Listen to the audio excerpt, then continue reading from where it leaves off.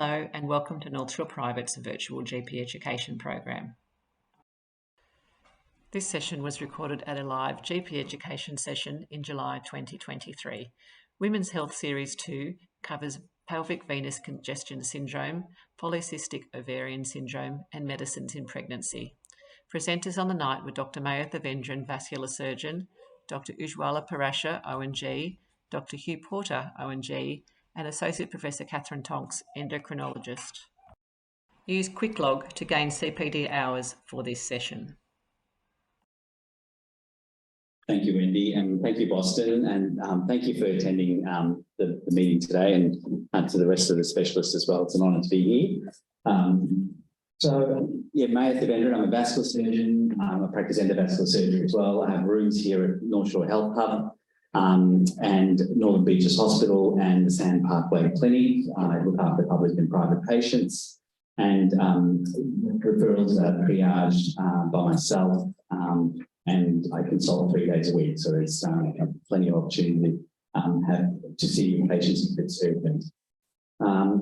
So I want to talk about surgical management of pelvic congestion syndrome, it's a complex presentation with features of chronic pelvic and lower abdominal pain, and usually presents with dysmenorrhea, dyspareunia, and irritable bowel and bladder symptoms. Patients can have atypical lower leading varicosities or vulval varicosities, especially during pregnancy, it's noted.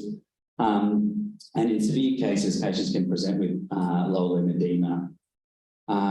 Diagnosis is limited as we have an absence of definitive diagnostic criteria at present, and groups within Australia and New Zealand are trying to come up with a diagnostic criteria to make the diagnosis a bit easier and stratify patients on that scale. I'd like to remind everyone, it's a diagnosis of exclusion, and we require the work of a multidisciplinary team. So patients that are referred to me usually come through GPs, and if I'm concerned, I would involve a gynecologist or a general surgeon if there are atypical features. The literature does report a prevalence of about 10 to 30% of women with chronic pelvic pain having pelvic congestion syndrome. It affects multiparous women of reproductive age, and it's unusual for it to present in menopausal women. And so when they do present at a later age group, we need to be, it's a red flag, and you need to exclude malignancy and involve other specialists to ensure that you have the right diagnosis. The pathophysiology comes from essentially gross dilatation, incompetence, and the subsequent rheostasis within the abdominal and pelvic varices. And that causes a chronic inflammation and possible thrombophlebitis, resulting in recurrent pain. The etiologies, the proponents propose that estrogen does act as a vasodilator and venous dilator and results in stasis and further dilatation. The ovarian veins, about 15% of women lack valves in the left ovarian vein, and about 6 to 8% lack it in the right ovarian vein. And that was in an anatomical study published back in the 80s out of Scandinavia. The dilatation causes valvular dysfunction, and you commonly see this in ovarian veins, internal iliac veins. However, there can be compression at various sites. The two common sites are at the left renal vein as it enters the IVC, that you can see in the cartoon diagram on the left-hand side. That's called nutcracker syndrome, where the left renal vein, is there a pointer? Sorry, there is a little, you can use the... You can see there. The left renal vein here is compressed at the crux between the aorta and the SMA, resulting in venous hypertension in the left renal vein, and the gonadal vein or the ovarian vein here would reflux with increased pressure. The other area of compression is the main thermic compression, which we see where the left common iliac vein is compressed by the right common iliac artery, which essentially results in venous hypertension in the left iliac system, and the left internal iliac vein becomes incompetent, feeding venous pressure into the pelvis. The role of pregnancy, you've got increased estrogen, increased blood volume, you've got a gravid uterus, and absent veins that make the female more likely to develop venous incompetence. Clinical presentation is you get chronic pelvic pain that's cyclical, exacerbated on standing and prolonged sitting, and coitus. It's relieved by lying down, and that's a classical feature. They may present with irritable bowel and bladder symptoms and atypical varicose veins, as we discussed earlier. The physical examination, they do elicit lower abdominal tenderness on deep palpation. I would expect, certain patients where I'm concerned about where the gynecologist would, demonstrate adnexal tenderness. There's literature suggesting that adnexal tenderness and postcoital pain is quite sensitive and specific for discriminating between PCS and other pelvic pathology. Vulval varicosities, the picture that you see up here, you rarely see that. That's from a website. But most commonly, you see vulval varicosities like this, and usually exacerbated during pregnancy as well. How I see most patients is where they present with atypical varicose veins, where the reflux is not from saphenofemoral or saphenopopliteal junction reflux. It's varicose veins arising from the pelvis being fed through perineal veins and also posterior bifid veins, where when you've got the patient standing up, lost the arrow, but yeah, you can see gross varicosities there along the posterior thigh that's being fed from the buttocks. The diagnostic imaging modalities that we use is, the first thing is they haven't come to me with a gynecological ultrasound. I do send them off for that.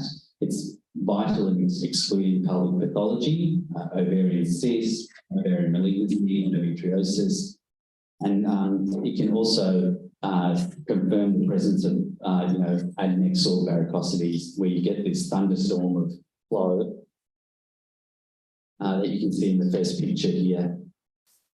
Let me find that.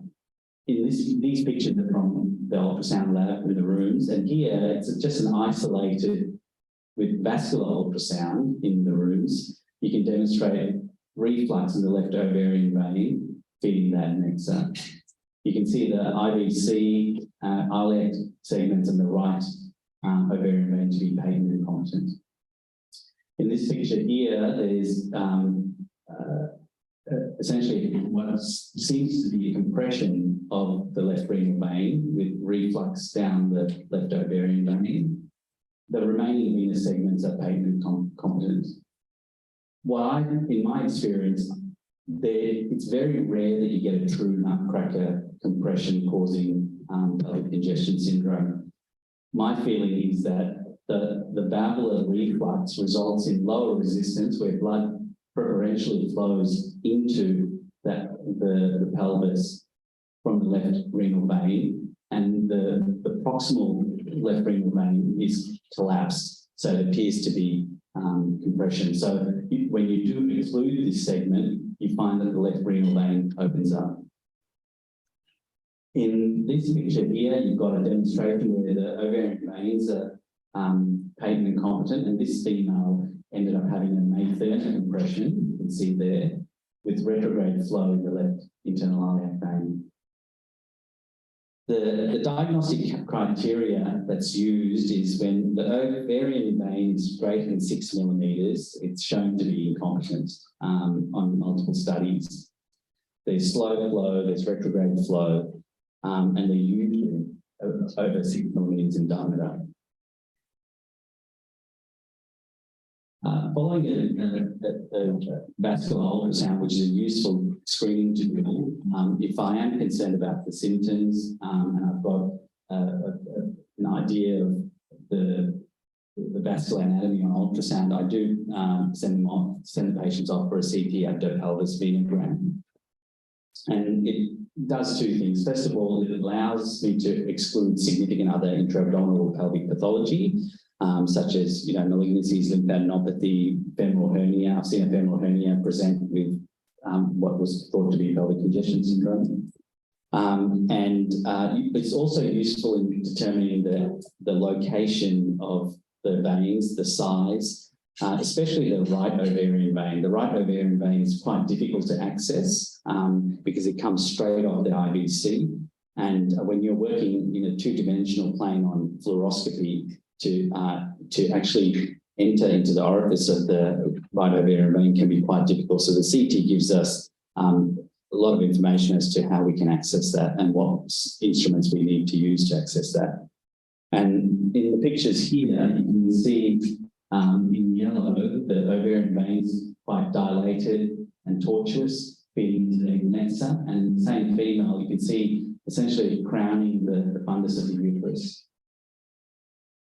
Here is a suggestion of a May-Thurner compression. You've got the vertebral body, you've got the right common iliac artery, and you see at the bifurcation or the confluence of the IVC, a nice compression of the left common iliac vein. Further imaging, MRI, and it's too costly, and it doesn't really add value to the CT venogram. I've only seen it used in America. And in terms of venography, we usually use it with an intention to treat. So once we've got a diagnosis and imaging the CT venogram and vascular ultrasound, we usually do a venogram with an intention to treat. We can access the ovarian veins via the femoral or jugular approach. My preference is the jugular because it allows easy access of the right ovarian vein, which can be quite difficult if you go through femoral approach.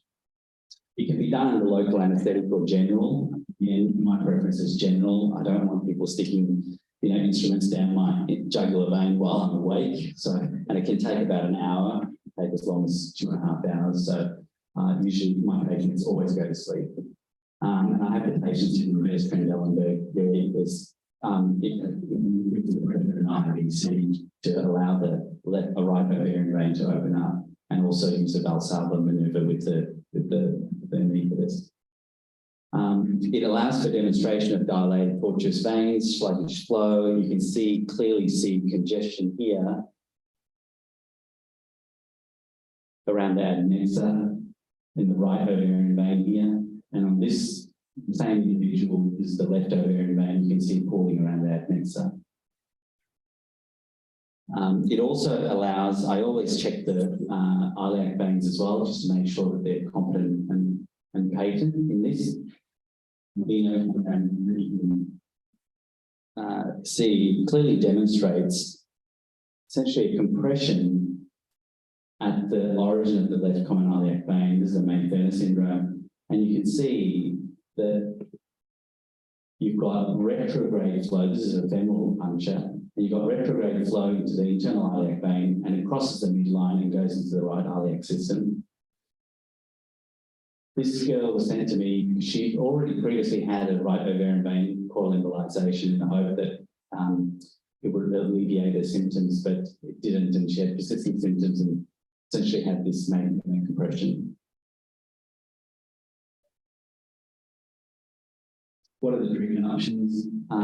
It's always good to practice medical therapy first, and I'll leave this to Dr. Budge to comment more on this. And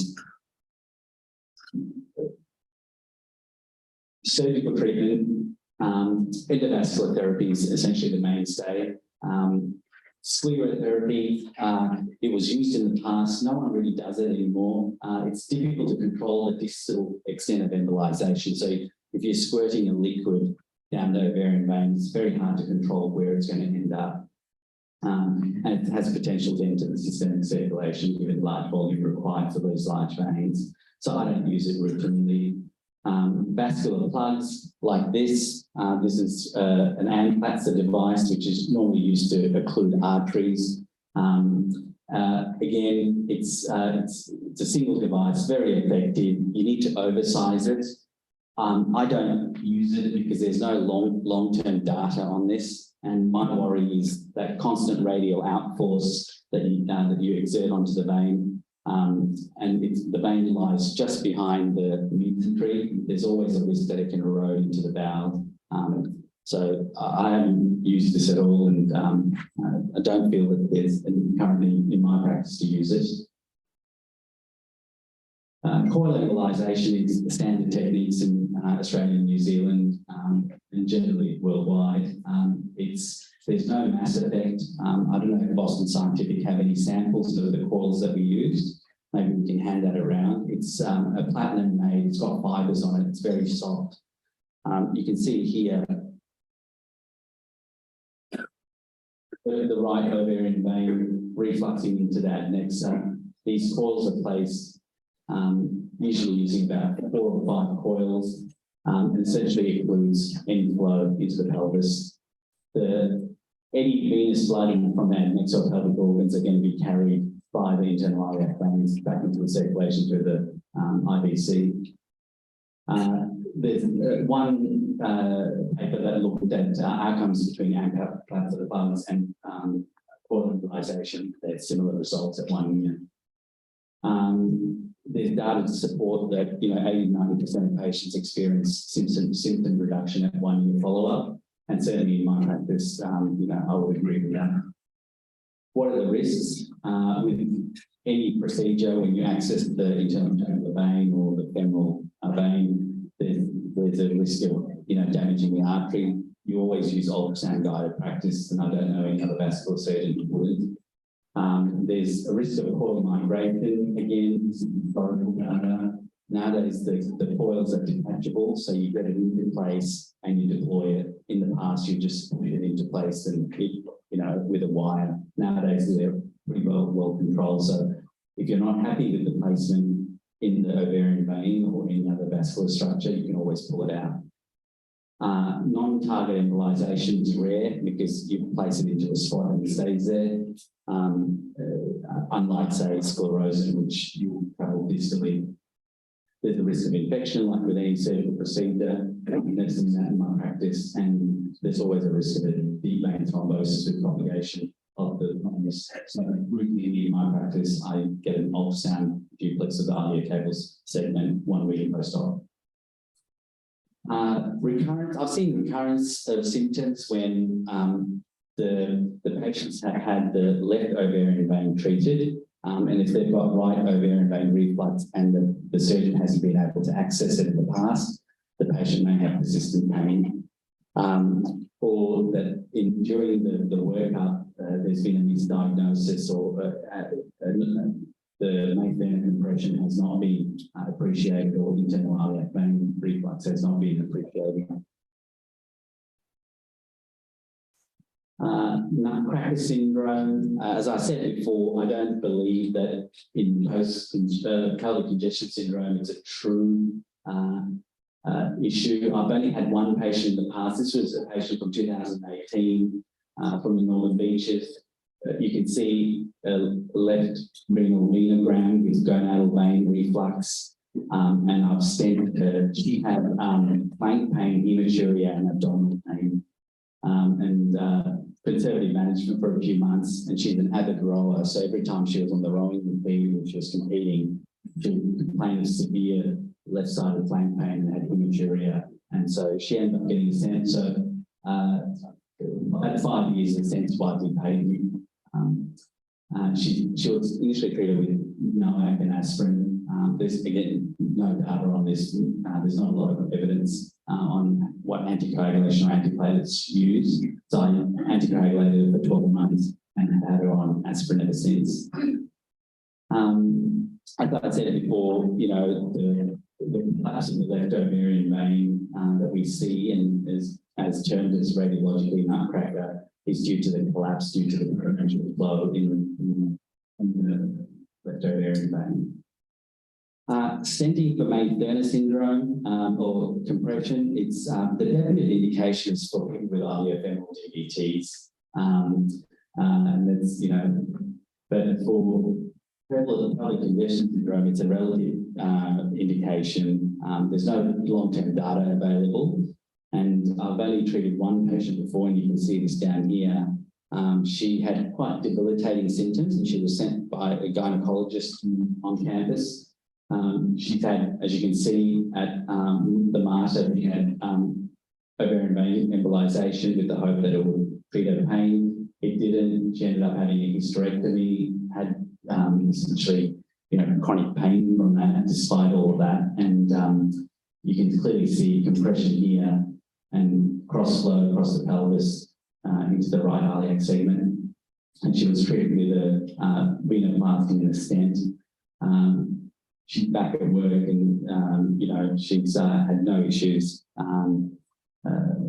since treatment, and the stent remains widely paid and has not required re-intervention.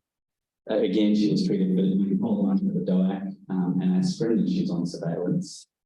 Open ligation of the ovarian veins, again, is a historical procedure which carries morbidity, requires a lateral flank incision and a retroperitoneal dissection.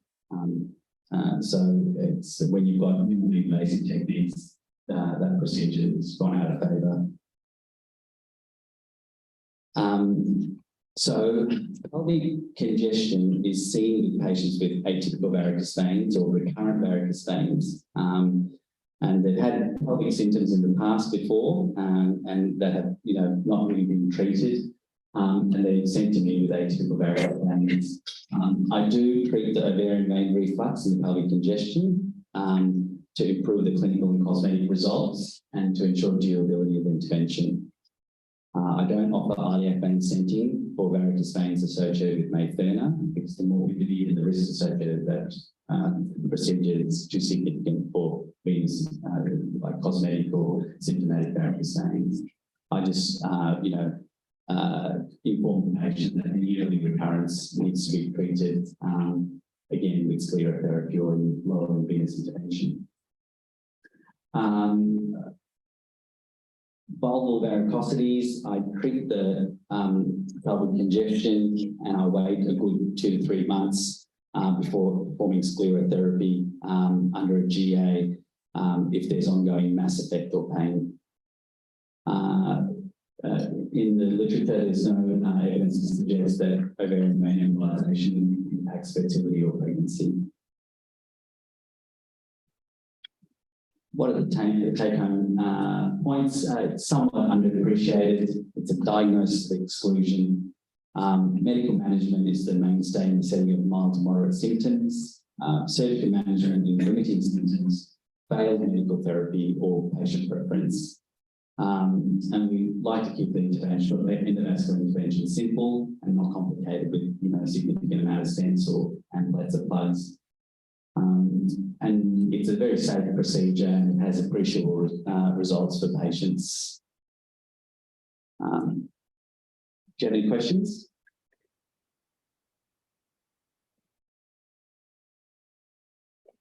Not yet. Good. Okay, Wendy, do you want to? No, there's no questions from home. So. Thank you, Maya. There's a small presentation. Want to do that now? Yes. Yeah. This is a patient story, quite a senior nurse that had pelvic congestion and couldn't actually work. And so this is a bit of a story.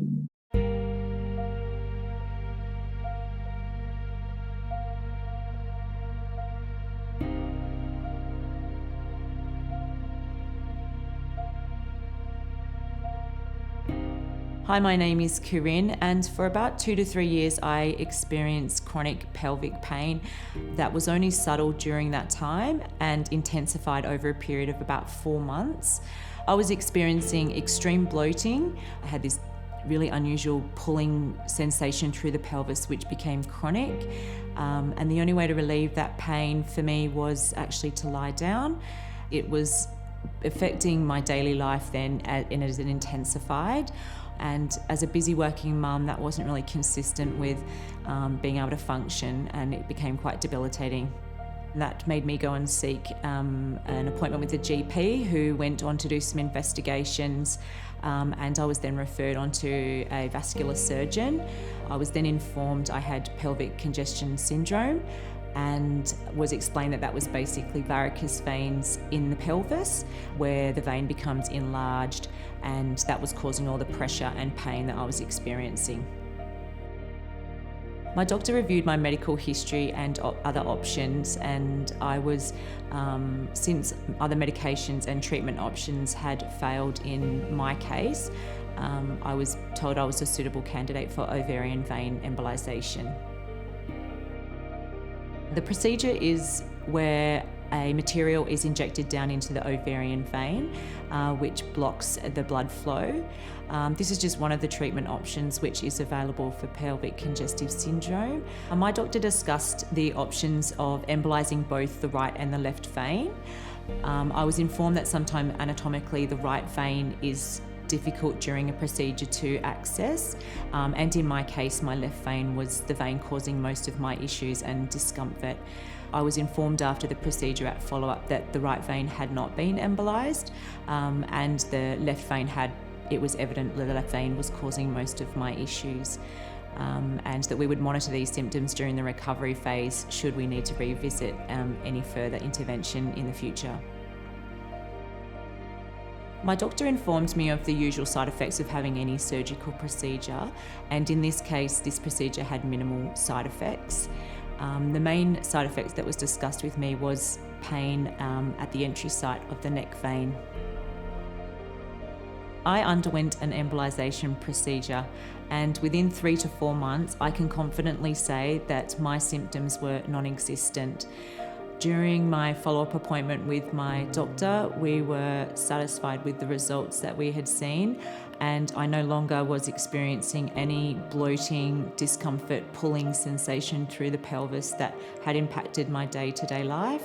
And the only symptom that we did discuss after the procedure was the slight neck pain at the incision site, which lasted about 4 to 5 days. This treatment plan worked for me, and I no longer have to live with the constant burden of pelvic pain. There are a variety of different treatment options available to women, but the treatment option should be chosen and based on a medical history obtained in consultation with your doctor.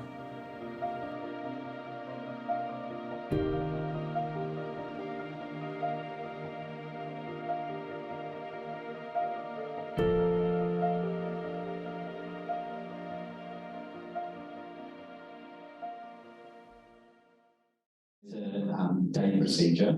So they're usually done in the morning, and the procedure itself, it's straightforward. You can access the veins within 45 minutes. The procedure is done about an hour and a half.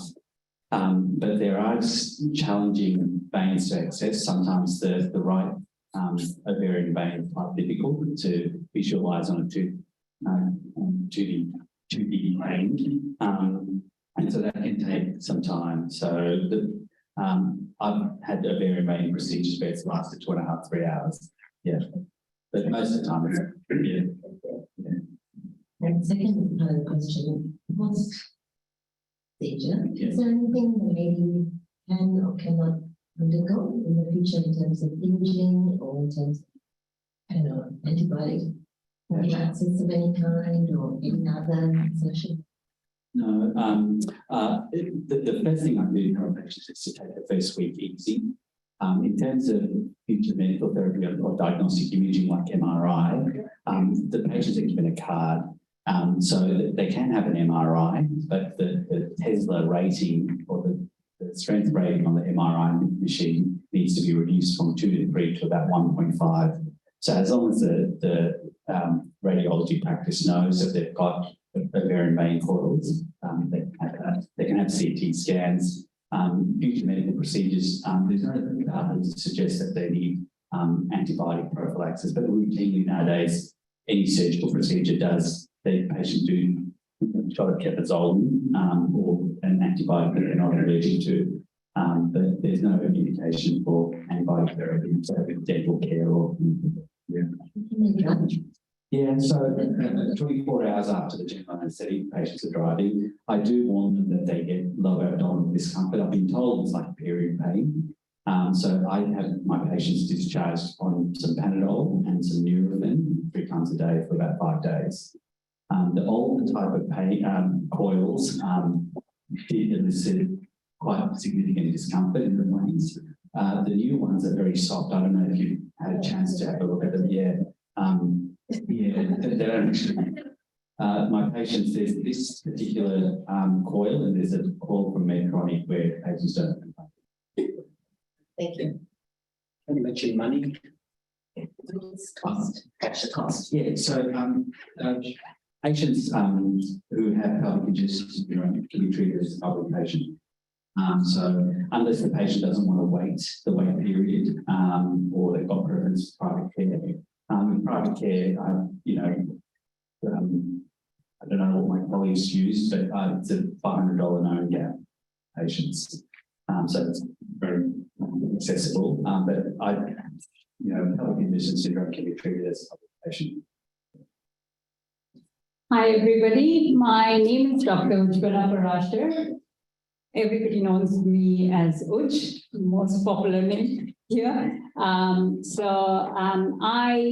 have been, I'm an obstetrician gynecologist, so I deliver babies at the Mater and North Shore private hospitals, and I have my rooms at the North Shore Health Hub. Quite fancy. It's a new upcoming building, so please walk through anytime. I also practice out of Barangaroo once a month, so generally based at North Shore Health Hub. And today I'm speaking because I had the privilege of sharing a lot of patients with Mayo. We've been treating quite a few patients together for chronic pelvic pain. Basically, as Mayo stated, the pelvic venous congestion syndrome, there are no diagnostic criteria. So most of these women present with chronic pelvic pain in your practice and often come to see us as a gynecologist with the chronic pelvic pain. So I just wanted to have a chat about that.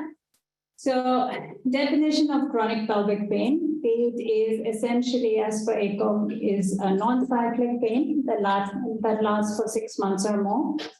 It can be localized anywhere below the umbilicus, mainly in your pelvis, or towards your buttocks as well. RANSCOG, ARCOG describes it as a constant pain and also as an intermittent pain, again, a lower abdominal pain that can be cyclic or non-cyclic, not related to pregnancy or intercourse, and that's the definition as per ARCOG. The chronic pelvic pain is usually quite common in adult females. 1 out of 6 women experience the pain, and mostly in the reproductive age group. So there can be lots of causes of chronic pelvic pain. So you have to look at it as a multidisciplinary approach. So there can be gastrointestinal, urinary, reproductive, and other musculoskeletal causes. And often you can find that these causes overlap each other. It can be multifactorial. When a woman presents with chronic pelvic pain, it's not just one issue. There are lots of other things going on. So basically, the causes of chronic pelvic pain, like I stated, it could be multifactorial. In terms of gynecological pain, we often see endometriosis, adenomyosis, when they have a nexal cyst, any kind of gynecological malignancy, ovarian remnant syndrome, fibroids, a misplaced IUD can lead to chronic pelvic pain. So there are lots of things you need to consider when you're looking at chronic pelvic pain, especially in terms of gynecological causes. They are gastrointestinal causes as well, like IBS, celiac disease, obviously malignancy, inflammatory bowel disease, urological causes like chronic UTIs, or renal urolithiasis. They can be musculoskeletal, neurological, and even psychological causes. So people who've had sexual or physical abuse, anxiety, depression, personality disorders, they present with chronic pelvic pain as well. So we need to keep that in mind as well. Just to remind everybody, chronic pelvic pain is not a diagnosis. So when you say you have chronic pelvic pain, there has to be something causing that pain. So it's actually a symptom. And to get to the diagnosis, we need to make sure our history taking, especially around the pain aspect of things, when is it happening? How is it happening? Where is it happening? It's very important to take an extensive history in terms of the pain itself and the associated symptoms. In terms of examination, doing a bimanual speculum examination, even if you're suspecting somebody to have chronic PID, probably doing some STI screen in that situation would be helpful. Always we start off with basic tests, so diagnostic tests, pelvic ultrasound, so looking for fibroid, cyst, any kind of adenomyosis. Nowadays, if you send them for ultrasound at a good place like Sydney Ultrasound for Women or Ultrasound Care or North Shore Women's Imaging, you can usually diagnose adenomyosis quite well on the ultrasound itself. You don't need an MRI always for diagnosis of adenomyosis. You can also, if they have symptoms suggestive of endometriosis as well, you can get them to have a DIE scan as well. So that's called a deep invasive infiltrating scan, which looks at endometriosis with bowel involvement. And it helps you planning the treatment for women and exactly what's going on. Diagnostic laparoscopies, that is usually a surgical intervention. What I would not recommend doing as a first line. I would do it if none of the diagnostic tests show anything, and if the medical therapy does not work, because 1/3 of diagnostic laparoscopies did not show any pathology. So that's something to keep in mind. A lot of women come to me and say, I've had pain for 6 months. I need an answer. I need you to have a look. It's not just that. Putting somebody through surgery should be your last resort, considering all the other managements, medical, if you can, that would be better than doing surgery on somebody. A lot of the time, if I suspect somebody's got possibly adenomyosis and probably endometriosis, you can often get them to start on some hormonal supplements. And as a result, that helps you to see whether if the pain improves, you have a diagnosis. It is a possibility. They don't need to go through surgery. Even young women, when they come to you, often they'll say, oh, I've got this pain with the periods. I've got endometriosis. I'm very sure I've got endometriosis. But a lot of the time, the pain with the endometriosis does not correlate with the degree or severity of endometriosis. So we need to look at that. And if the pain just gets better with hormonal treatment, then why not? Because we know endometriosis and all these things are recurring disease as well. So how you can put them through multiple laparoscopies. So management of chronic pelvic pain, it is quite a multidisciplinary management. I love phoning a friend whenever I need, be it an anesthetist in the chronic pain clinic, be it the psychologist, psychiatrist, be it Mayo. I often call them and ask them what to do with patients.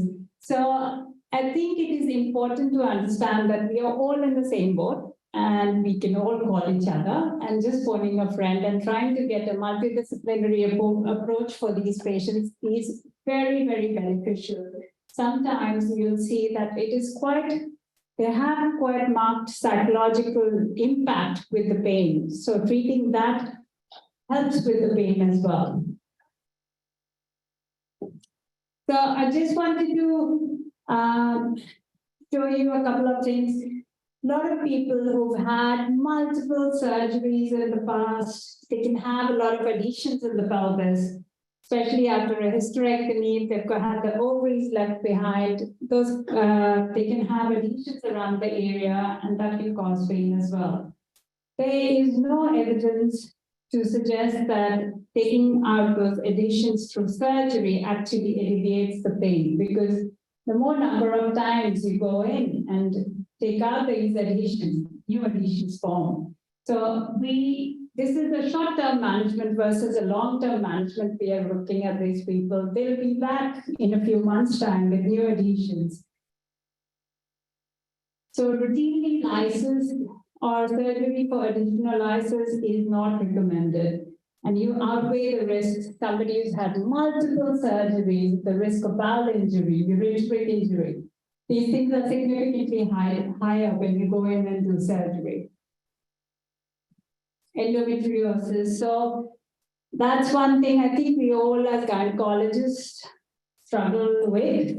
A lot of the people with endometriosis can develop chronic pelvic pain. So ideally, I would suggest to try on medical management before we are thinking about surgical management for endometriosis. Even for adenomyosis, like somebody with chronic pelvic pain due to adenomyosis, just putting a Mirena and would alleviate their pain as well as symptoms. It will help with the heavy periods. So balancing it out rather than just doing a hysterectomy on such people, probably start off with the medical management. This is something I had a case recently. This lady had a hysterectomy done quite a while ago, about 10 months ago. We did it laparoscopically, went perfectly fine. She was around 48 years of age. She had adenomyosis. And despite the hysterectomy, she was fine for a few months and then came back.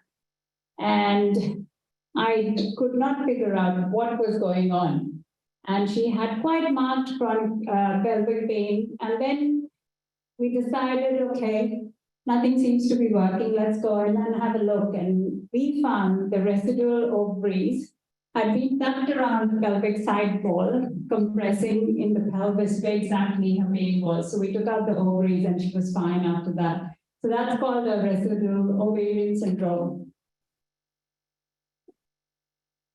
So I just wanted to touch base a bit about the medical management of pelvic congestion syndrome. Off and on, you can start them on hormones, and usually a short course is recommended. A high dose of Provera, medroxyprogesterone acetate, for 6 months. You do see improvement in the symptoms. However, once you stop it, the pain comes back. And Provera, as you know, because of the side effects, a lot of people don't want to be on it long term. So that's something to consider. And then the other option is having a GnRH analog. So with the GnRH analog as well, it suppresses ovarian function. So as a result, the pelvic pain gets better. But once you stop that, again, it comes back. So I could only find actually 3 randomized controlled trials. The first one was comparing medroxyprogesterone acetate with basically psychotherapy in terms of patients with pelvic congestion syndrome. And they found that MPA is useful as a first-line therapy in women with pelvic congestion syndrome. So you could potentially put them on age for 6 months or so, but be mindful about the fact that when you stop these, then it's going to come back. The other trial was showing basically with the medroxyprogesterone acetate and GnRH analog. And obviously GnRH analog is an ovarian suppression, causes ovarian suppression. So it's after 1 year of treatment, they found that it works better for chronic for pelvic congestion syndrome. However, again, with the GnRH analog, the side effects, you're suppressing the ovaries, so side effects, menopausal side effects kick in. So you have to balance that out with people. Some people need add back estrogen, small dose of estrogen after 6 months or so for the bone health and the menopausal symptoms. When you start them on that, their pelvic congestion syndrome, they start having pelvic pain again. So long-term therapy with the medical therapy for pelvic congestion syndrome hasn't seemed to be working that well. But for patients, before they are trying out surgery, a lot of people want to try out medical therapy, and it's just a patient preference, I think. And the third trial was looking at Implanon, and it showed that it did improve the pain because it was used in mainly patients in the reproductive cohort age group. So it did improve the pain. However, most of the people in the trial had heavy periods as well. So it's hard to say what was the benefit, the long-term benefit of this. But most of these trials are in a small cohort of people. So the first trial was about on 47 patients. The second trial was on 50 patients. And this trial was done on about 80 patients. So it wasn't a big population or sample size. So it's hard to justify medical therapy long-term for chronic pelvic venous congestion syndrome. And that's all I have to say. Any questions?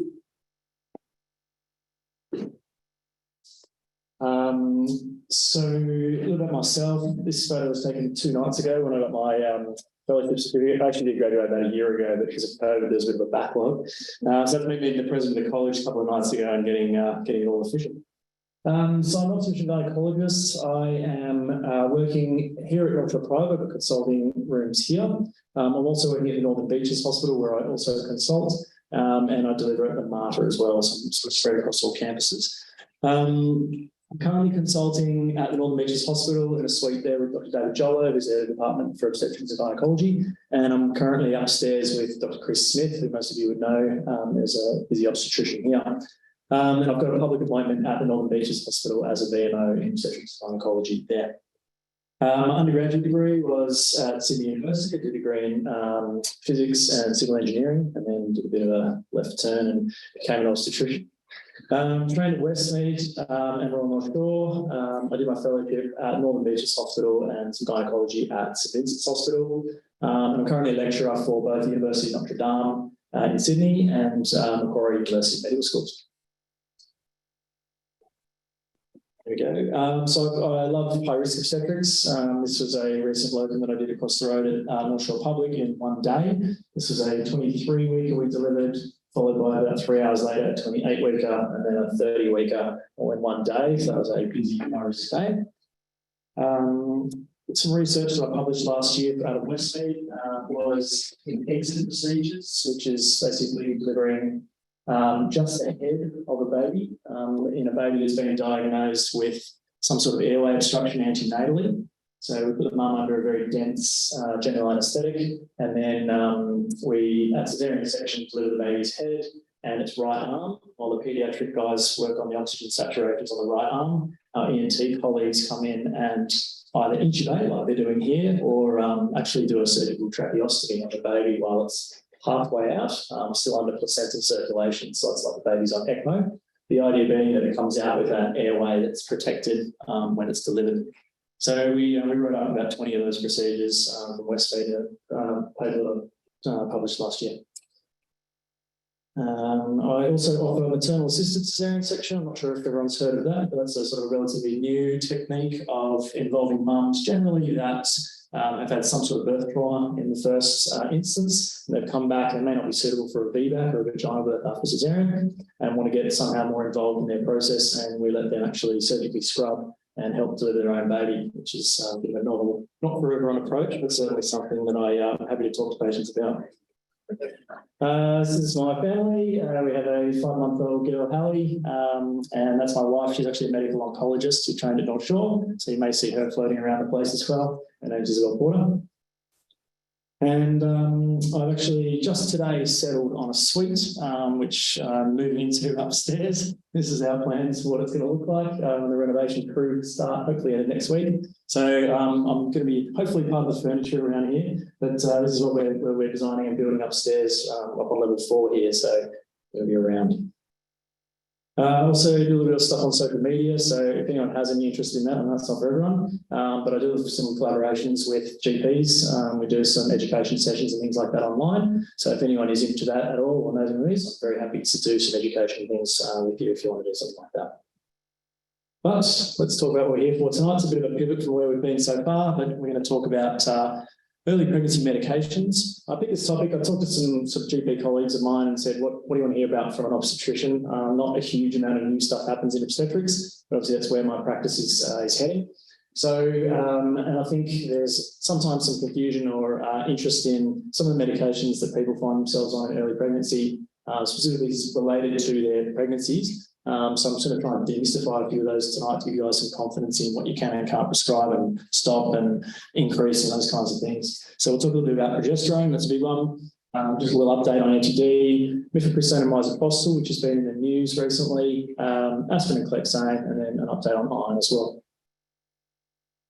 So medication safety in pregnancy, we all know about the pregnancy categories for medications there, A through X. I think it's really important to know in early pregnancy because GPs really see the patients at the time of organogenesis. Us as obstetricians, we often get the patients at around 10 to 12 weeks, and therefore we sort of miss the boat on counselling people during this time. So the kinds of things to be aware of is that every pregnancy has about a 3 to 5% risk of having a baby with a birth defect, and 15 to 20% of all pregnancies end in miscarriage.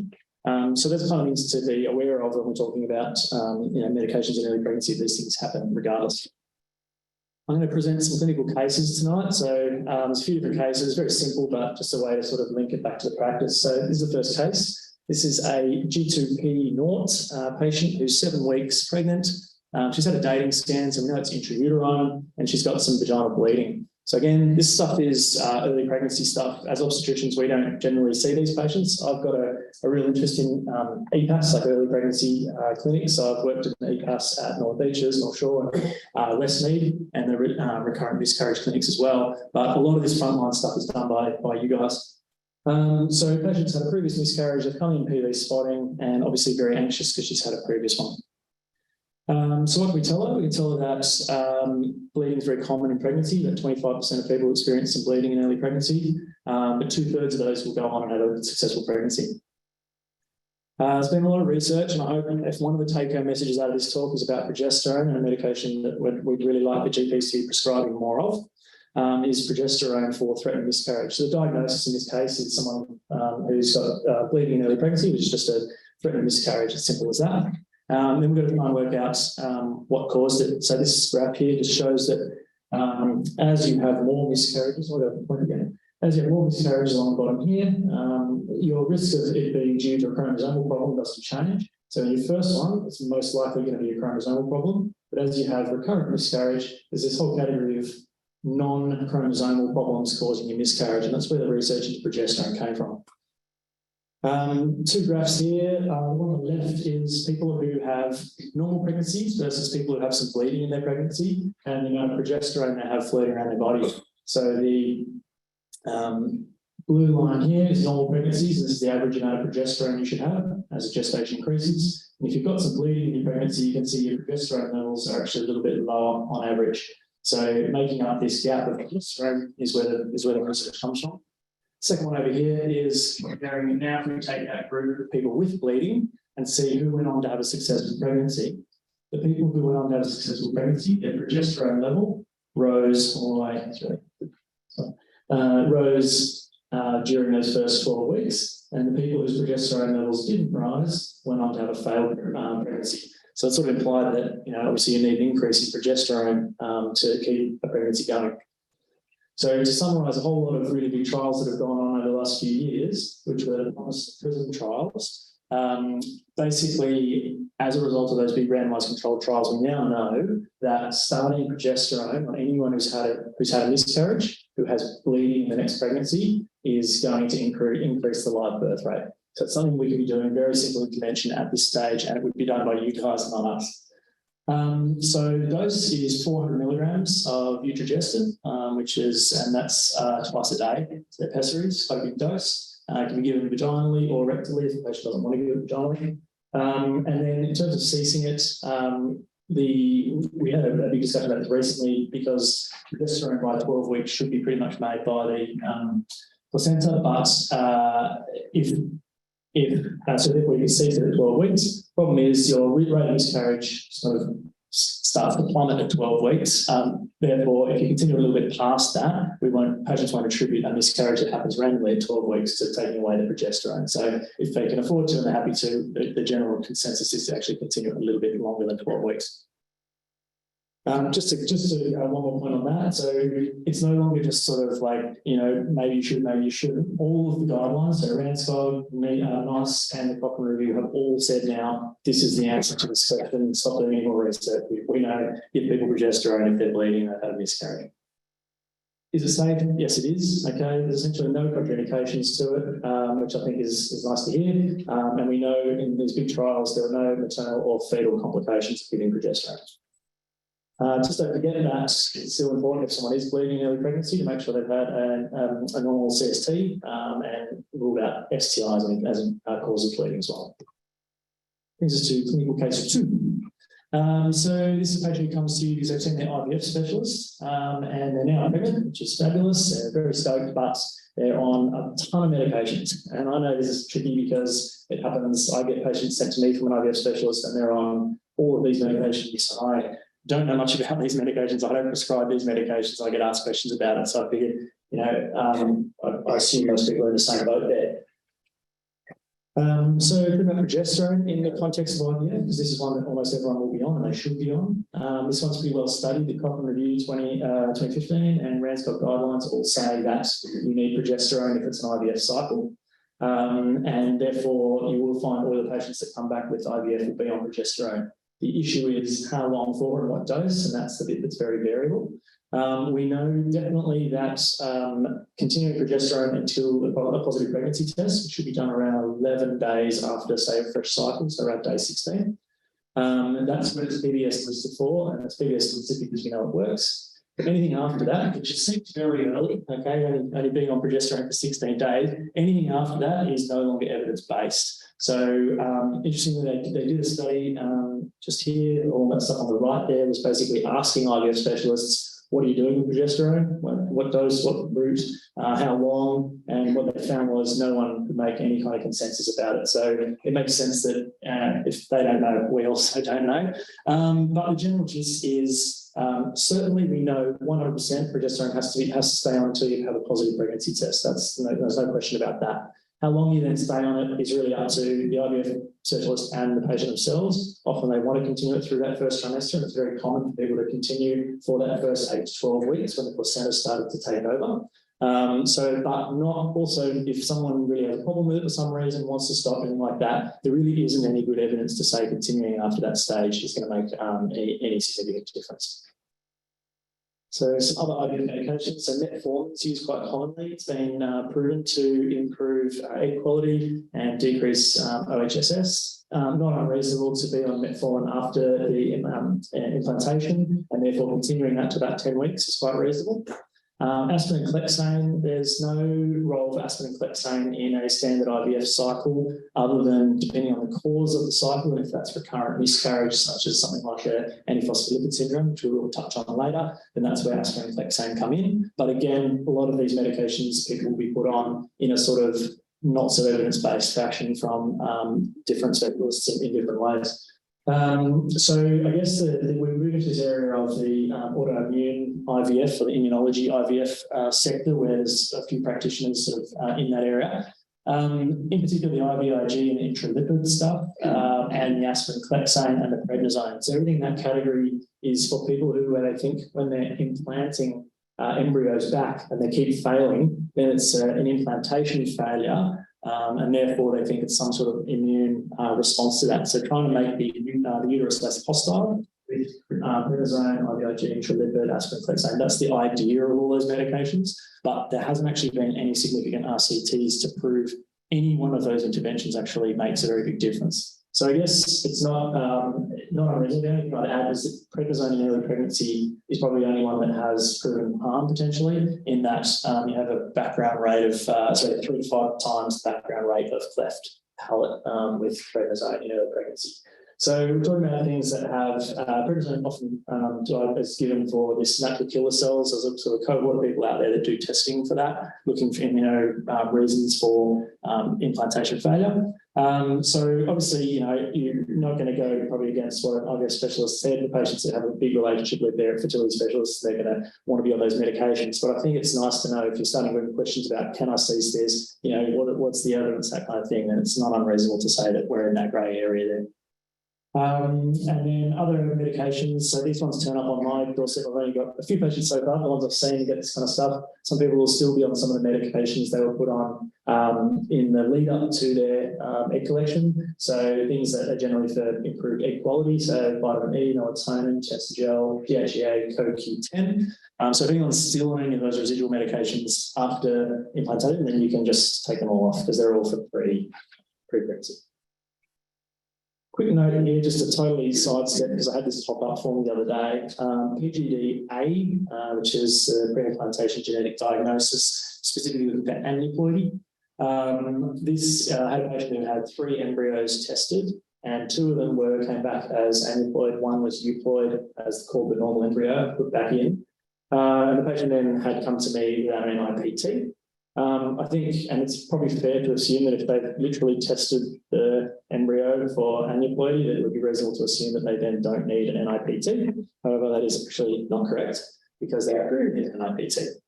So it's something that we should be aware of. PGD-A is only 95% accurate, okay, whereas your NIPT is 99.9. This patient came to me, had a nuchal translucency that came back high risk for Down syndrome, despite having had PGD-A and being told it was a euploid embryo. So the reason it's only 95% is that they are sampling tissues there about day 5, and you can have this mosaicism where not all the tissue has the actual disease, or you can miss it at that point. Plus, I think you can get aneuploidy after implantation as well. So just something to be aware of. That's quite interesting that we should be considering NIPT in these patients as well. So moving on to the third medical case, this is a patient who has first pregnancy. They've got low risk pregnancy, and they've popped in for their routine 20-week ultrasound, and only been told they have a short cervix. So this is a pelvic ultrasound. You're looking at here, it's a transvaginal scan. This is a baby's head. This is the sort of top lip of the cervix there, and this is the bottom lip of the cervix there, and this little line is the closed portion of the cervix going down towards the vagina. There's a little bit of funneling of amniotic fluid down towards that, and that's what they're measuring is the length of the cervix just there. So in the asymptomatic person, this person has literally just turned up, gone in, it's their first pregnancy, and they've gone in and been told they have a short cervix. This is another indication for progesterone. So if you have a cervix that's less than 25 millimetres, that puts you in the 2nd to 3rd centile of all patients. Okay, so that's a short cervix. Anything less than 25 millimetres, the patient should be on some progesterone then, and continue that all the way through to 36 weeks. After, if it's between 10 and 15 millimetres in an asymptomatic cervix, that's when we consider a cervical suture. That's the talk for another day. So the dose of progesterone for these patients, they're going to be put on somewhere between 100 and 200 is what the evidence suggests, although I think all my colleagues would use 200. It's a vaginal pessary, and they're going to continue that all the way to 36 weeks with ongoing surveillance of the cervix every couple of weeks to make sure the cervix isn't shortening up to about 26 to 28 weeks. Some other situations where patients might consider progesterone that have been pretty well studied. So in any unselected population, to prevent miscarriage, there's no role for progesterone. So if people are just having, if you want to prevent a miscarriage and they're not bleeding, you don't use progesterone. And patients who've had recurrent first trimester losses but haven't had any bleeding, so it's sort of opposite of the first case we talked about. If it's just on miscarriage and then they're into their 2nd pregnancy, no role for progesterone in that either. So if you're thinking about taking something out of this talk of putting patients on progesterone, it's at least 1 previous miscarriage and then bleeding in the next pregnancy. Clinical case 4. This is a patient, she's G2P0, 8 weeks pregnant, and she's spotting. You've counseled her beautifully regarding progesterone. You've given her a script. She's walking out the door to get her script. Well done. But on the way out, she says, do I need some anti-D? So if she's rhesus negative, the reason I bring this slide up, I think I guess we all know about anti-D, but we do see in the hospital setting a lot of patients getting referred into emergency departments specifically for anti-D. And I just wanted to sort of highlight that the guidelines actually, 2020 college guidelines and most international guidelines, actually, you don't need anti-D if you're rhesus negative if it's a threat and miscarriage. So if someone, it's only for a complete miscarriage, full stairs, complete miscarriage is the indication for it. That being said, there is the little caveat to that, which is down the bottom there, which says if someone's having very heavy bleeding or recurrent bleeds, then you might consider it in that situation. But it's not a knee-jerk, you're rhesus negative, you've had a spot of blood, send you into the emergency department for anti-D. Incidentally, because I have quite an interest in early pregnancy and recurrent miscarriage, and I'm starting out, I'm really happy to take calls and stuff. If you've got questions about early pregnant patients and you want to get some advice about any of this kind of stuff, I'm an obstetrician, it's my phone all the time. Feel free to just give me a call and ask me questions about patients. I'm happy to answer questions. Also, we have a fridge full of anti-D and things, so if you need someone just to get sent in rather than send them to the emergency department, feel free to give me a call. I'm always around, so I can help out. Next one is pretty topical, mifepristone and misoprostol. So this is just a couple of days ago here. So Roe versus Wade got overturned in the States and they went, the total polar opposite the way that we've gone. Whereas in Australia, as of just the last couple of weeks, they've changed the laws around MS2-step or the mifepristone misoprostol prescribing for medical termination of pregnancy. And they have eased up the requirements. So just on medical termination, 1/3 of Australian women experience unintended pregnancy in their lifetime. It's obviously higher in lower socioeconomic areas. Private cost for medical termination of pregnancy is about $560, which is pretty significant. And previously, you had to be an MS2-step provider to be able to do this, to be able to offer a medical termination of pregnancy. And only 10% of GPs actually did that course to then prescribe these medications. So the really big change as of the way it's coming in the 1st of August, so very soon, is that anyone can now prescribe these medications. Okay, so they're PBS listed for pregnancy up to 9 weeks, which is 63 days, and we can all do that now. So what were the barriers to prescribing these medications? There's probably a perception that if you're going to go and give someone medication that might bring on miscarriage, you don't need to then be on call or around when they have complications. But that's not true. Most of these things are getting done in private clinics are coming in if they have complications. Plus, it works very, very well, and we actually rarely see these complications. Abortion beyond scope of practice, to see stigma, religious and moral objections. And also just a lack of confidence with the regimen itself. So people are not going to be across this because they haven't been prescribing it, but I'm sort of encouraging people to look into it if it's something that is in your realm.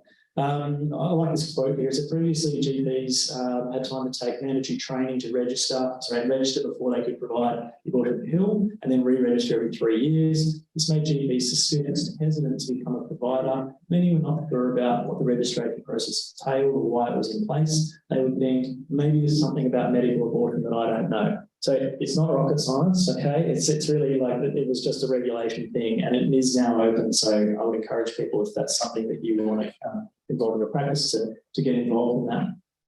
It's simple. It's a 200 milligram tablet and wait 36 to 48 hours and then you give some misoprostol after that. There's a million protocols for it online, but it is really quite simple. And the MS2-step, when you're used to the website where you used to go on to register to be able to prescribe these medications, has this little proviso on the website at the moment saying that they're working to change their whole system because of the 1st of August. Anyone's going to be able to do it. So I'd say watch that space. Just remember, if you are going to do it, you've got to confirm that it's intrauterine. You don't want to go start this if they've got an ectopic pregnancy. It's 9 weeks after the LNP. You need to do some bloods first and consider STI testing. And then in terms of going back to the sort of not being on call thing, a lot of it comes down to how you counsel a patient about what actually happens in a termination of miscarriage, same, in that they're going to have heavy bleeding, cramps, and that's the normal process. So, if we all when you go to the emergency department. So what I tell patients is if you have 2 fully soaked maternity pads in an hour, and an hour later, 2 fully soaked maternity pads again, like pick them up and they're dripping, like soak, that's the time you need to go to ED. Obviously, you can go to ED anytime before that, but that's the amount of blood we would actually expect in that situation. And then obviously pain that can't be controlled with simple analgesia. And I actually prescribe these people endone when I'm doing it, so they can have that at home. And if that's not cutting it, then it's ED time. So case 5, this is a patient who's not currently pregnant, G2P0, but she's trying to conceive. She's had 2 previous early miscarriages and no other pregnancies. She's come to see you as a GP because her friend was put on aspirin and clexane and progesterone and fell pregnant. So recurrent pregnancy loss is a whole topic in itself, but I am quite interested in this topic. We won't go through all the causes because we're specifically kind of talking about medications. So I'm going to focus specifically on thrombophilias, in particular, particularly acquired thrombophilias, which is antiphospholipid syndrome. So your antiphospholipid syndrome positive if you've had recurrent miscarriage, plus one of those 3 blood tests, the endocardiolipin, anticardiolipin antibody, and beta-2 glycoprotein or lupus anticoagulant. So anyone who's had 2 or more miscarriages, it used to be 3 or more to make the diagnosis of recurrent miscarriage. They've changed that, and that affected about 1% of the population. Now they've changed it to 2. I think in this area where we practice, that's reasonable because we have an older population in general. People are falling pregnant a little bit later, so time pressure is of the essence as well. So 2 previous miscarriages, then we're going to start this testing, send them all for an anticardiolipin, anti-beta-2 glycoprotein, and lupus anticoagulant. You should do 2 tests 12 weeks apart to make sure it's not false positive. And if that's the case and that comes back positive with any one of those markers, then it's very well studied now, and you can start the patient on aspirin and clexane, and that can be done in the GP clinic. So the aspirin dose is, or the study was 75 to 100, so we use 100, and that's daily or 36 weeks, and clexane of 40 milligram daily as well. And important to know that it's actually the conjunct of both those medications. So they looked at aspirin alone, and that was okay. Case 6, this patient comes back from an early anatomy scan, and they've been told they're high risk for preeclampsia. This is a relatively new thing you'll start seeing on these 12-week scans now. And this is basically 1 in 100 is what we call high risk. So on a nuchal translucency, we use 1 in 300. This is 1 in 100. It's based on the Wilson Foundation algorithm from the UK.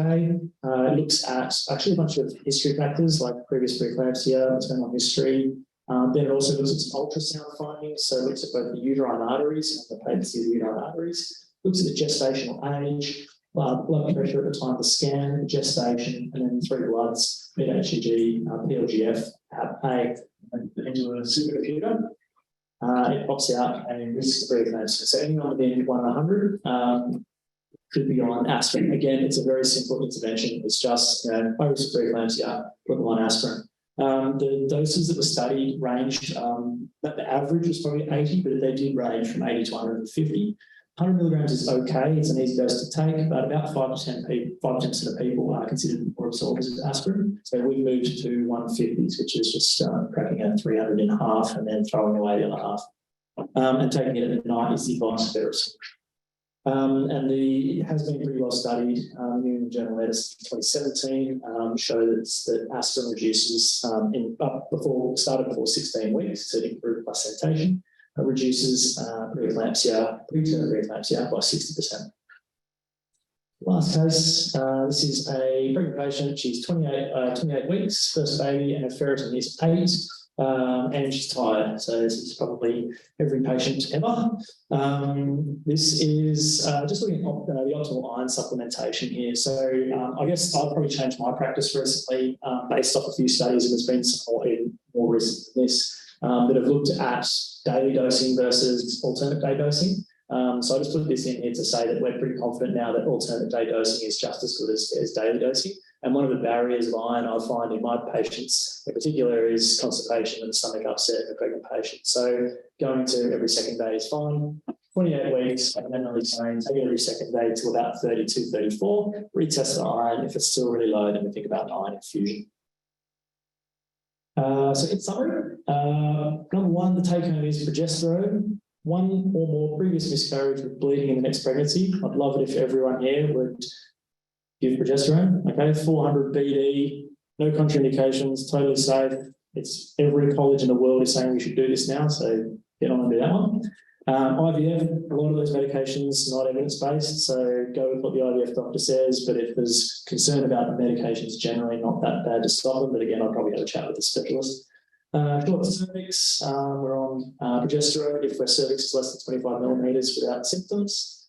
Anti-D, don't require if it's a threatened miscarriage unless their bleeding is very heavy or recurrent.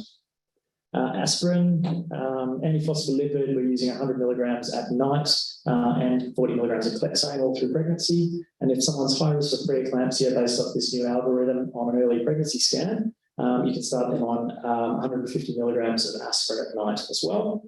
With bristol-mycophenolate, I'd love it if people in the community get on board this. So I think it's a real service to the community, but it's not for everyone. And anyone can now prescribe solutions to that. And iron second day dosing is good. And then there we go. We'll finish on a few of my recent deliveries because it's always nice to see some babies. And how many questions? If 25% of all pregnancies end in miscarriage and progesterone is so safe, why not use it routinely? Yeah, so that was the first study that they basically did. So Promise and Prism trials, this outcome was a sort of a secondary analysis of exactly that question. And they basically just took randomized, the first group in that big trial was put everyone on it versus not. And what they found was there was no statistically significant difference. It was only in the groups that had bleeding and subsequent pregnancy that could that actually saw a difference. And I think it goes back to that graph of the euploid versus the non-euploid causes. In those people who the vast majority of pregnancies are going to be caused by an aneuploidy, we kind of pick up that little difference between the two. I think this is about the same question. Yeah. And you probably have answered it, but I'm going to ask it because Sure. in patients with multiple pregnancy, is it useful to take progesterone? Is it one dose only? Is it necessary to measure the progesterone levels when taking it? Yeah.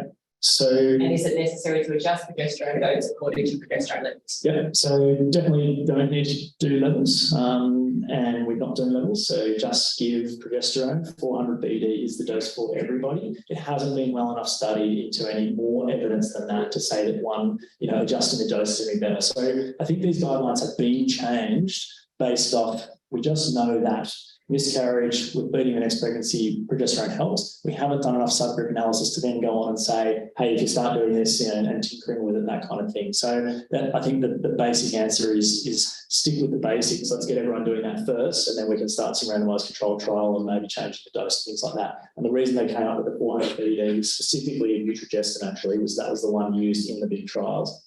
Yep. I'm going to pass the microphone. Thank you. What's the cost of the uterine? Because you said if they should have aborted.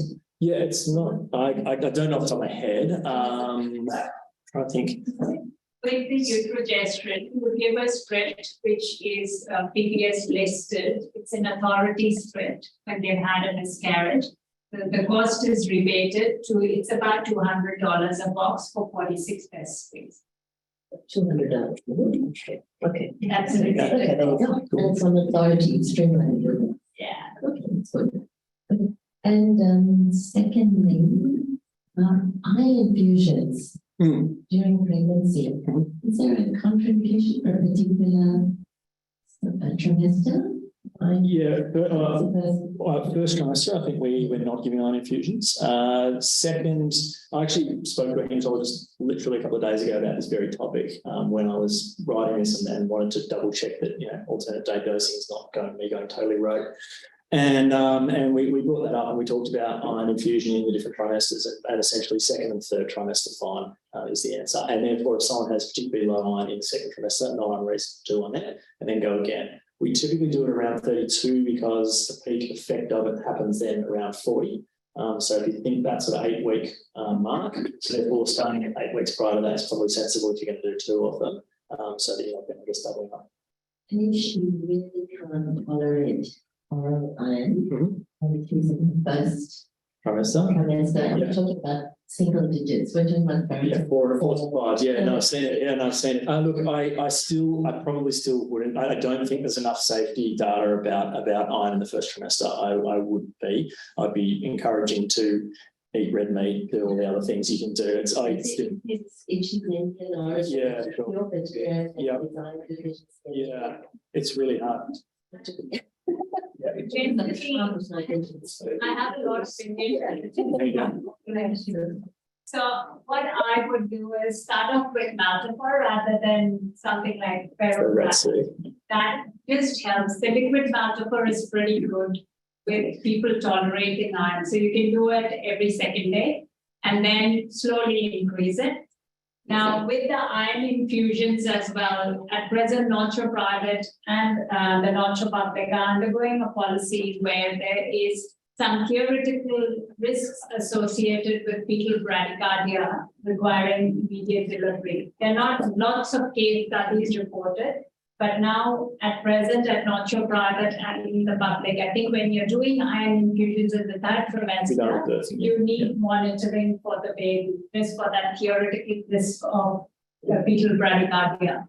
It's associated with maternal anaphylaxis, but given it's a theoretical risk, we still monitor babies. So if you're considering doing iron infusions, best done in the third trimester rather than the second or the first trimester. The other thing we can also factor that the risk of staining in the skin as well. So if it is carbosates, then Sorry, it's the more common. speaking then, are you recommending us not to do the duplicate practice? So So that is something we have done now, and we are in the process of getting a policy out. But at present, as obstetricians, we've been advised to do more iron infusion in the hospital and best done after 32 weeks in the third trimester. I know DPs, I used to send a lot of things to guys as well, but with the TGA guidelines, if you look at it, there is a theoretical risk, and we do need to inform the patient about that. So while you're giving the iron infusion. Yeah, they need to be monitored. So that's why I'm not sure public is under, have that policy and they're doing it, and we've started with that not sure product. I'm just on the MSU, so I was just wondering what would be your suggestion for, or do you have a policy around confirming that it's been successful? Yeah, so we're suggesting a follow-up in sort of 14 to 21 days to check that the bleeding settled, and then if there's any issues, then to repeat an ultrasound at that stage to make sure the tissue's gone, essentially. So if they pass, I think if they pass a significant amount of tissue and the bleeding settled at 14 to 21 days, I'd be happy with that. If they haven't passed tissue, then we'll follow up with them. I'd send them an ultrasound to check. You get them to do a pregnancy test? Your HCG at that time as well, at 14 to 21 days. Yeah, make sure it's coming down as well. Yeah. Thank you so much. Sorry to break up the party, Hugh. I know that he's very engaging and entertaining speaker, so hopefully I can finish on a high note and we can all go home having learned even more new things. I've been charged with speaking about polycystic ovarian syndrome and management in general practice. Now, this is obviously a huge topic, so trying to bring in some take-home or practical messages is my goal today, rather than trying to cover everything all at once. My name is Catherine Tonks. I'm an endocrinologist who trained through UNSW. I did a PhD at the Garvan Institute on insulin resistance and type 2 diabetes. I founded Sydney Endocrinology, which is a multidisciplinary diabetes and endocrine centre in 2013, so 10 years ago now. Even though I look like I'm 12, I'm a little bit older. And we now have multiple allied health practitioners with us, including an exercise physiologist, clinical psychologist, podiatrist, diabetes educators, accredited practicing dietitians, and we are located in 3 different locations: North Sydney opposite the Mater, at Wahroonga opposite the San, and also at Bankstown. Between us, there are 12 endocrinologists. We cover every day of the week. We have multiple subspecialty interests. And if your patients have a particular problem and you're not sure who they should see, just refer them in. We're able to triage amongst ourselves. For anything that's urgent, there should be literally no wait time. We can see people on the day. We can definitely see people within 1 week. And as a reflection of the type of service that we can offer, very proudly, I'd like to say that this year we were accredited by the National Association of Diabetes Centres as a secondary care diabetes service. What this means is we're able to offer hospital level care for diabetes and endocrine disorders, and we're the first to achieve this as a private service on the whole east coast of Australia. So I'm going to present several cases. I was hoping to make it interactive. I'm not sure if we can pass the microphone around. And that's because with these cases, they all raise many questions, and I'm trying to sort of divert or make it as relevant to the questions you might have in your practice as possible. All of these cases are real patients that I've seen, so there's all these grey areas when we're talking about them as well. With the first case, this is a lady who's 16 years old. She's come to see you after having been seen by a dermatologist for the last 4 years, and she has been treated for acne over her face, particularly her forehead and skin. It's not on the rest of her body, and she has hirsutism as well with a Ferriman-Galway score of 11, so moderate. She underwent menarche at the age of 14 years, and her menstrual cycles are between 1 and 5 months. She is now seeing you because she thinks she might have PCOS, and her dermatologist says that as well. And when you examine her, she's 52 kilos, she's 167 centimetres. So she's quite lean. Her BMI is only 18.8 kilograms per metre squared. So some of the questions that this raises is that should we evaluate for PCOS in this 16-year-old girl? What is the role of ovarian ultrasound in someone who comes to you like this? What are the tests you might order for hyperandrogenism? Is there a role, or what is the role of measuring anti-Müllerian hormone as well? Would you measure insulin levels? And what other tests might you measure? Is there anyone that wants to answer one or another of these questions at all? Don't pick on people, that might be me this late in the evening. Did someone say yes, they want to be picked on? No. So I think someone who is 16, it's going to be quite, there can be challenges to diagnosing PCOS in someone who's only 16 years old. And one of the reasons for this is that given her relatively young age and the fact that she only underwent menarche 2 years ago will make it difficult to interpret her ovarian ultrasound. So let's go through some of the evidence behind this. And if I haven't answered any of these questions you really want me to go through towards the end, please pipe up and ask. So when we look at the diagnostic criteria of polycystic ovarian syndrome, the commonly used ones are the Rotterdam criteria and the NIH. Now, if we look at the Rotterdam diagnostic criteria, you need 2 out of 3 of either oligo or anovulation, clinical or biochemical hyperandrogenism, or polycystic looking ovaries, with the exclusion of other etiologies. If we were to perform an ovarian ultrasound in someone who is 16, or indeed in the first 8 years after they first started their menarche, what we find is that there are a large number of women who have polycystic looking ovaries. So as an example, this is a study in 154 Danish women who were aged 19 to 21 years old. They didn't have any particular illness and they just had ovarian ultrasound. The dotted line represents the cutoff of 12 follicles per ovary. And the first column looks at people, or ladies who were not using the oral contraceptive pill. And you can see that 80% of them had follicle number of 12 or more on ultrasound per ovary. And in those who were using the oral contraceptive pill, which is the second plot, you'll see that about 68% of people had polycystic looking ovaries, or more than 12. And even when you stratified by where they were in their cycle, there was still a significant number of people with polycystic looking ovaries. So doing an ovarian ultrasound in young women is almost certainly going to help you make the diagnosis if that's what you want to do, but I'm not sure that that's necessarily in the interests of the patient. So the recommendation is to not do an ultrasound in someone who's had menses for less than 8 years, because it will spuriously make you think they have polycystic ovaries when in fact they may not. In terms of the investigations for polycystic ovarian syndrome. This particular lady had an FSH of 5 and her LH was 19. We'll talk a bit later about the LH-FSH ratio. The testosterone was 2.1, which is just above the reference range, and her SHBG was 14, which is quite low, below the reference range, which gives her a free androgen index of 15%. Her electrolytes, full blood count and liver tests were normal, thyroid function was normal, and her prolactin was just above the normal range, but there was no macroprolactin, and probably within what we call the physiologic range, and she had a normal fasting glucose. Does anyone want to comment on her investigations and how you interpret those? Feel kind of mean, and maybe I should pick on people, but in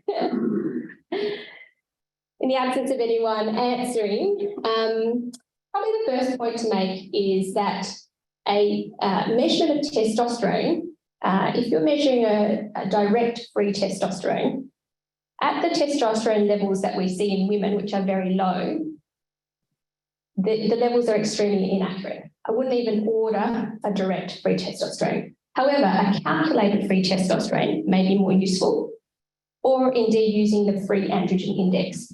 So when you're trying to work out if there is hyperandrogenism, a free androgen index or a calculated free testosterone would be most useful. There isn't an indication for measuring DHEA, DHEAS. You might measure a 17-hydroxyprogesterone to exclude an adrenal source of androgen, but to make the diagnosis, you don't necessarily need to have that. And the prolactin level, which is just above the reference range, and the LH, which gives you an LH to FSH ratio of more than 2, so high, relatively high LH, suggests that this lady also has polymorphisms at the level of the pituitary, which are part of the PCOS phenotype. So does this lady have PCOS?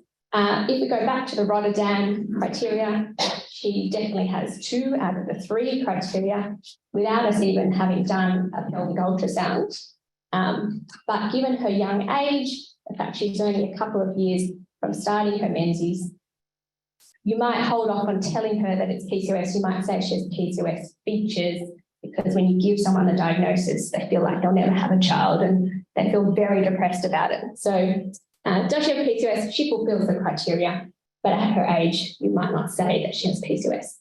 What initial treatment might you offer, and what other advice would you give her at her age? So we'll talk a little bit about treatment later, but for all of our patients, and let's face it, for ourselves, lifestyle interventions are probably paramount. So the advice you might give her is around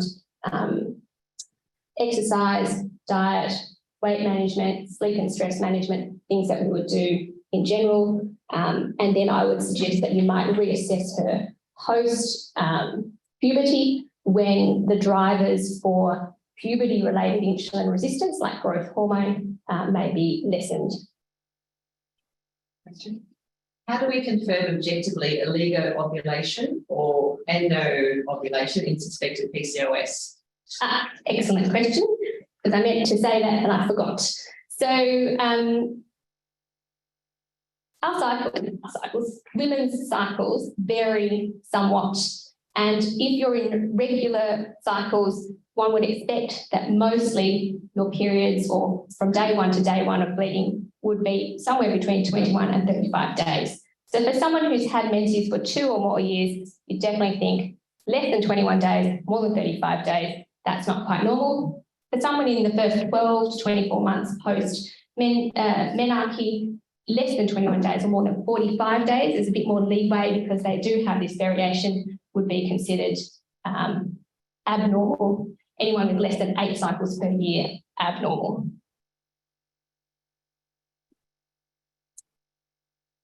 So just to summarise case 1, diagnosing PCOS in teenagers, I think is very fraught, although as an endocrinologist, I get sent many girls, young women who have been diagnosed with PCOS and they're very worried about it.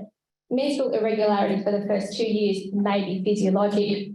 An ovarian ultrasound is confounded by the frequency of a polycystic ovarian appearance particularly in adolescence, plus the difficulties with a transabdominal ultrasound versus a transvaginal, which gives even less clarity. And the initial investigations for hyperandrogenism should include an indirect or calculated testosterone or a free androgen index. And one could consider excluding an adrenal source of androgen with a 17-hydroxyprogesterone and other tests to exclude insulin resistance, such as thyroid function tests or screening for Cushing's, etc., if that was indicated clinically. And then in terms of treatment, you would look at treating the actual presenting symptom that the girl had, acne, hirsutism, or her oligomenorrhea, and then look at lifestyle, and one might consider metformin or the contraceptive pill. For this particular case, you mentioned about lifestyle, so exercise, and her body mass index was actually on the lower side. Yes. So there's clearly more need. Would that actually help? Yeah, Could you just repeat the question? yeah. So the question was about lifestyle measures in someone who's already lean. So she might be lean, but not necessarily healthy. So there is probably a difference between counselling her just to lose weight as lifestyle. I consider lifestyle interventions along the whole spectrum, starting with stress and sleep management, looking at nutrition, not just macronutrients, but micronutrients. And then in terms of if she is physically active, making sure she's aware that it's not just her kilograms that's important, but perhaps looking at things like her waist circumference, muscle mass, and things like that. So I always tend to try to draw people away from their body weight and BMI, even though we're talking about BMI now, when we're talking about lifestyle measures. So yes, you wouldn't want her to lose weight, Yes. but on the other hand, weight gain would also be detrimental for somebody who has PCOS. So you don't want to monitor that. And is there any evidence though that, for example, if she improves her sleep and nutrition, would that actually improve her numbers or in terms of them? Yeah, so the question is,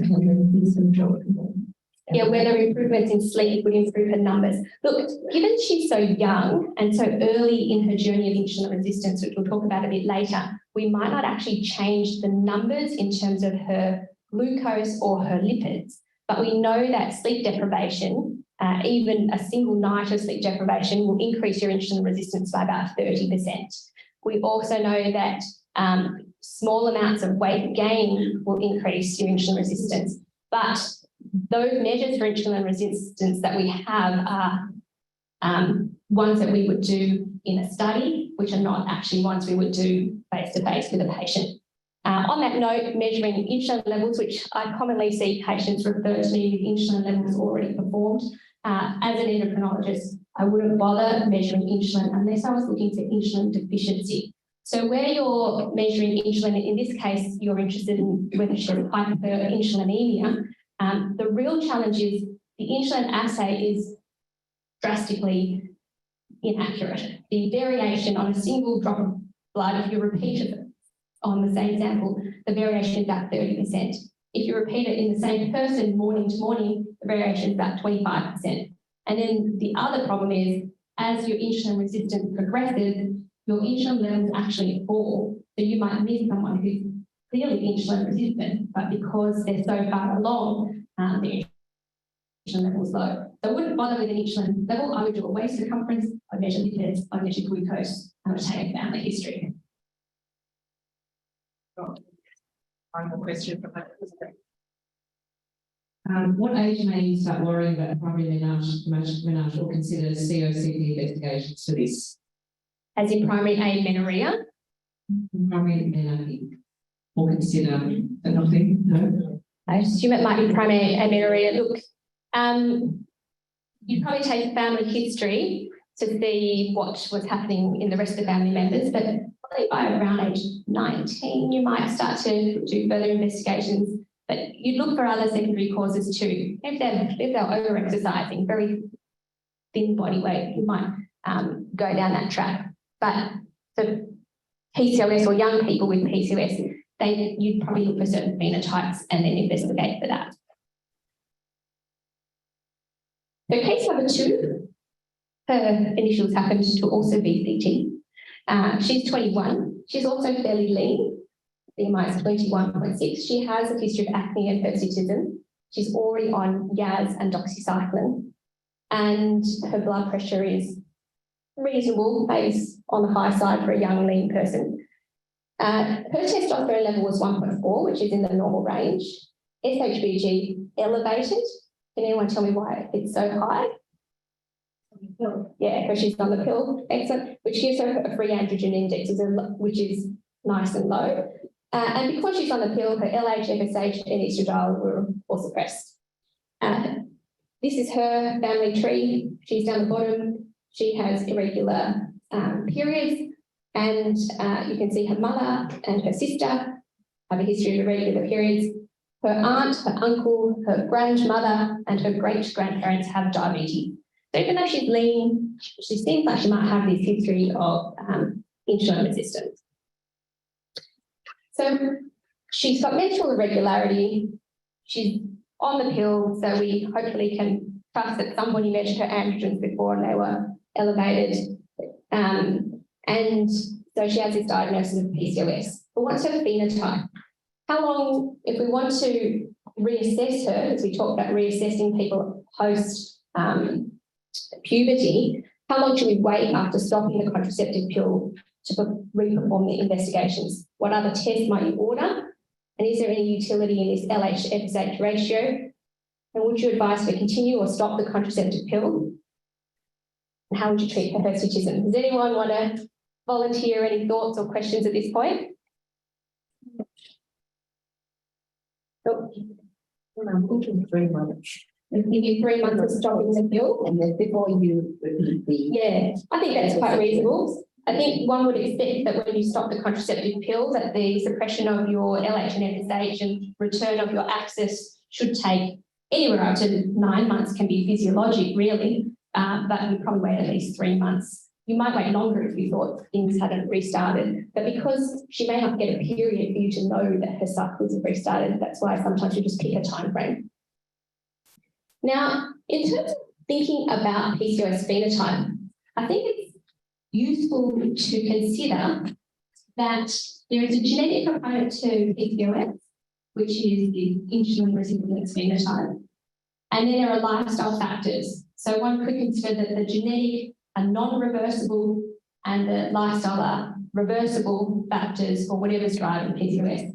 They interact to create these hormonal changes, and because the genetics for obesity are often co-inherited with the genetics for insulin resistance, people with insulin resistance are often also obese. Some people think it's chicken or the egg, but they're often co-inherited, and they can exacerbate these hormonal changes, which in turn, which include elevated androgens that we talked about and elevated insulin. The elevated insulin levels will actually partially mature several follicles at the same time, giving you the polycystic ovarian appearance, and will also cause or exacerbate the increased androgen production from the ovaries. This causes your hirsutism, menstrual disturbance, and of course the insulin resistance forms part of this milieu, which causes, of course, metabolic syndrome, etc. So there's also increased cardiovascular risk, all feeding back into someone's mental health. So there are lots of psychosocial and increased risk of psychosocial problems with PCOS as well. So you keep this in the back of your mind, so the reversible and non-reversible components of PCOS or the cause of PCOS. When we think about the genetics or this insulin resistance in PCOS, what we know is that about 85% of people with PCOS have measurable insulin resistance on a hyperinsulinemic euglycemic clamp, which is the gold standard way that we measure insulin resistance, which is not practical to do in the clinical setting. What it involves is infusing insulin intravenously at a set rate for each person, and then infusing glucose in a variable rate to keep blood glucose in the normal range. Then you work out at the end how much glucose you needed to keep blood glucose steady. And if you needed lots of glucose, you're insulin sensitive. If you didn't need very much glucose, you're insulin resistant. So if you're in the lower quartile, then then you're insulin resistant. And when they did these clamps in people who were overweight, which is the third column, about 65% were insulin resistant. And that compares with lean people with a diagnosis of PCOS, about 75% were insulin resistant. And overweight people with PCOS, about 95%. So you can see that this insulin resistance is strongly present in people with PCOS, even if they're lean. Why is this important? In understanding the pathophysiology of PCOS is important because this is a schematic diagram of insulin binding to its receptor and having a number of downstream effects. Although we're concentrating on insulin controlling glucose, and that's why in insulin resistance you have higher insulin levels to control blood glucose, what happens is there are other pathways that are overstimulated by the high insulin level. And these pathways are what drive the hyperandrogenism and other components of PCOS. So this is a schematic diagram of a theca and granulosa cell in the ovary and the production of androstenedione and therefore testosterone due to stimulation by LH. And then, of course, aromatization to estradiol as well. But the theca cell also has an insulin receptor. And so these high insulin levels overdrive that process. And that's the reason why you also get high testosterone in PCOS. So the high insulin is causing multiple follicles to partially mature without necessarily releasing an egg, plus an increased production of testosterone. So you can see that the insulin resistance is the first step. The other part of the pathophysiology is that at the level of the pituitary, there are polymorphisms that cause an increased pulse frequency of GnRH. And when we have an increased pulse frequency, we have even more production of LH compared to FSH, which is why you have that increased ratio of LH and FSH. And that also drives androgen production even more. So when we think about these different phenotypes, and this is really a man-made categorization of people, you can either have all three of your diagnostic criteria present, or you might just have two, but depending on which two, you're the other phenotypes. I don't think it's important to remember which phenotypes. I think it's more important to be able to describe what is present in the patient that you're seeing, because people sometimes move between them as well. So in terms of investigations for someone who is lean, this particular lady had normal electrolytes and full blood count. In fact, her prolactin was normal. She had a really strangely elevated cortisol in the morning of 1,173, but a normal TSH. We stopped her contraceptive pill, and 3 months later, we measured her LH, which was 11.9, which is more than double the FSH, which was 5.6. She had a normal estradiol. Her testosterone was at the upper end of the reference range, or just above, with a low SHBG and free androgen index that was therefore high. So she had hyperandrogenism. Her 17-hydroxyprogesterone was in the normal range, and her androstenedione also normal. Now, I'm briefly touching on DHEAS and DHEA here because she had these investigations. The difference is DHEA is made in both the ovary and the adrenal gland, but the sulfate is added mostly by the adrenal gland. So you can sometimes use DHEAS to differentiate from DHEA, which is predominantly ovarian, so the adrenal versus the ovarian. And if you can see here, her DHEA was just above the reference range for DHEAS was normal, which helps to exclude an adrenal source of androgen.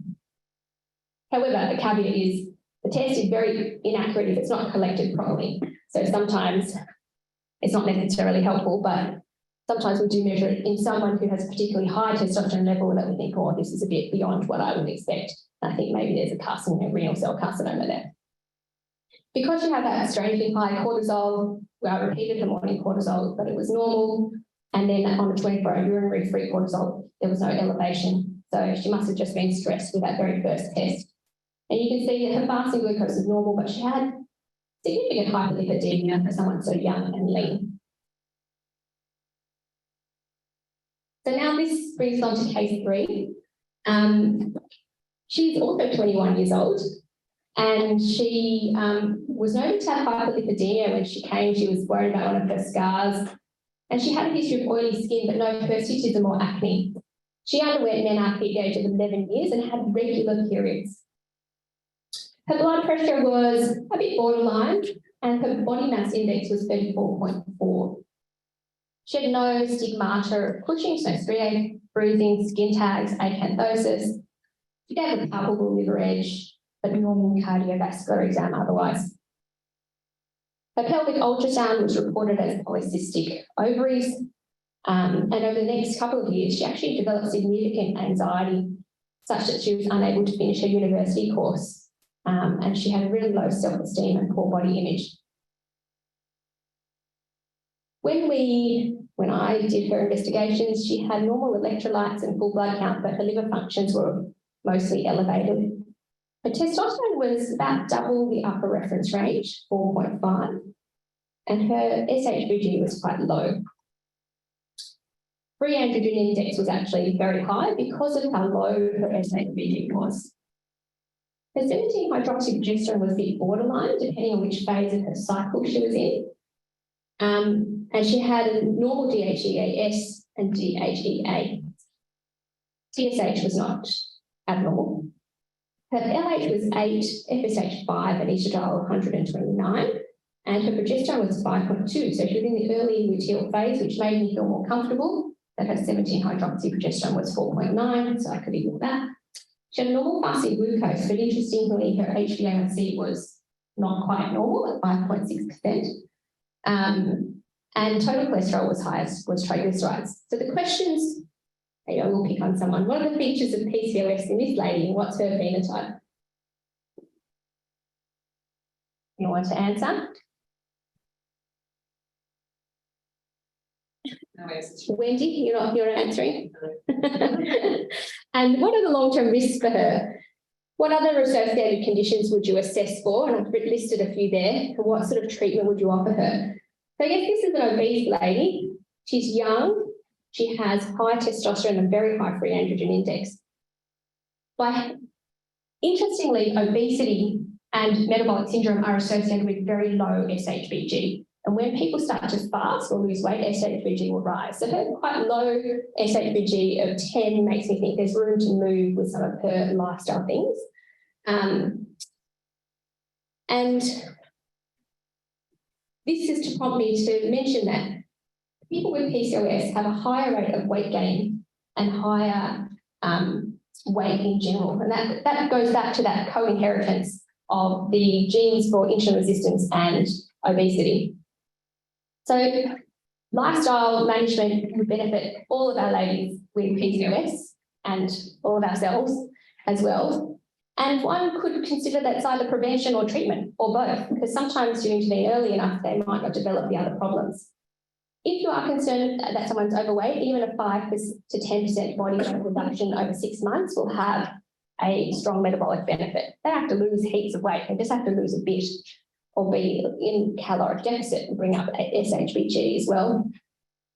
And to prevent weight regain, it takes less than we think. Sometimes we think that to lose weight, you have to drastically cut your food into tiny, tiny portions and be starving and miserable, but it's really unsustainable. If we can teach patients to eat less calorie-dense foods that are high in micronutrients, that are low GI, high fibre, these sorts of things will help reduce their insulin resistance and keep weight off. You only have to be in a very tiny calorie excess to gain weight. The average weight gain for Australians of around 1 kilo a year is the equivalent of about 2 tablespoons of food per meal. So you don't have to eat heaps to gain weight. Conversely, to lose or maintain weight, you don't have to drastically cut your food either. And we've heard it mentioned many times today, this is where multidisciplinary management really comes to the fore. So PCOS phenotypes fall along a spectrum. And although we have 4 phenotypes, we call them 4 phenotypes based on these diagnostic features, the underlying cause for most people, or most people will have insulin resistance. And even if it's not a major clinical feature, it's still worth treating for our ladies. Weight loss might not be suitable for all patients, as we mentioned earlier, but we definitely want to avoid weight gain if we can. And we should assess for metabolic syndrome with lipids, checking blood pressure and doing a glucose tolerance test. And if we need to, we should also long-term look at assessing for complications of metabolic syndrome, such as sleep apnea, quality of life, and eating disorders, which are very common in PCOS as well. Yes. Sorry, Michelle. Sorry, 1 sec. Glucose tolerance test, does it help at all to add insulin to that test to see how they're responding to insulin or what the fasting insulin and then the whole test?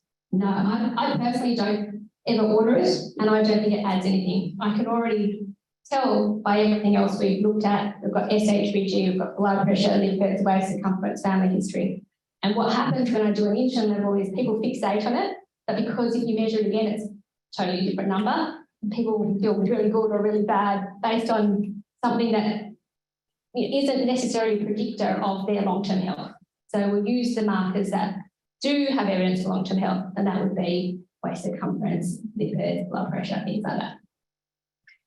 Yeah, so I would strongly encourage adding on. I know that there was one endocrinologist who measured it routinely with glucose tolerance tests, but I can confidently say that I don't know any other endocrinologists that do that. Yes, so I'm going to not go through the last 2 cases which are to do with fertility, and just skip to the very end.